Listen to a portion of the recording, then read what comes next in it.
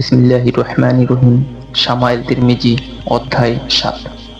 রাসূলুল্লাহ সাল্লাল্লাহু আলাইহি সাল্লামের সুরমা ব্যবহার।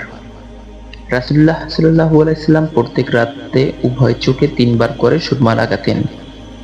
ইবনে আব্বাস রাদিয়াল্লাহু হতে বর্ণিত, তিনি বলেন, নবী সাল্লাল্লাহু আলাইহি সাল্লাম বলেছেন, তোমরা স্মিত সুরমা ব্যবহার করো, কারণ তা চোখের জ্যোতি বৃদ্ধি করে এবং পরিষ্কার রাখে এবং অতি ভ্রু উৎপন্ন করে।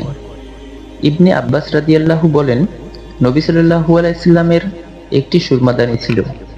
প্রত্যেক রাতে ঘুমানোর পূর্বে ডান চোখে ৩ বার এবং বাম চোখে ৩ বার সুরমা লাগাতেন। ব্যাখ্যা।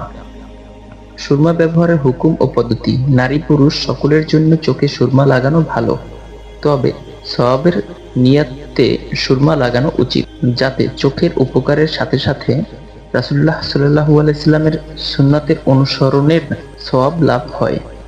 অত্র হাদিসে সুরমা ব্যবহার ৩টি উপকারের কথা উল্লেখ করা হয়েছে, যা বর্তমান বিজ্ঞানে হুবহু প্রমাণিত।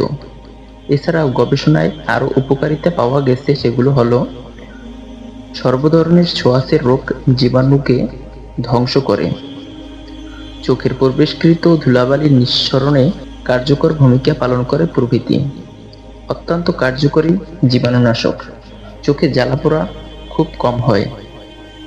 তিনি সাহাবীদেরকে স্মিত সুরমা ব্যবহারের জন্য উপদেশ দিয়েছেন।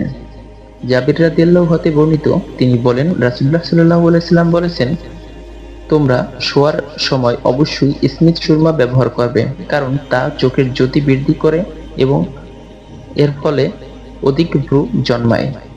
ইবনে আব্বাস রাদিয়াল্লাহু হতে বর্ণিত, তিনি বলেন, রাসূলুল্লাহ সাল্লাল্লাহু আলাইহি সাল্লাম বলেছেন, তোমাদের জন্য স্মিত সুরমা সর্বোৎকৃষ্ট, কারণ তা দৃষ্টি বাড়ায় এবং এর ফলে অধিক ভ্রু জন্মায়।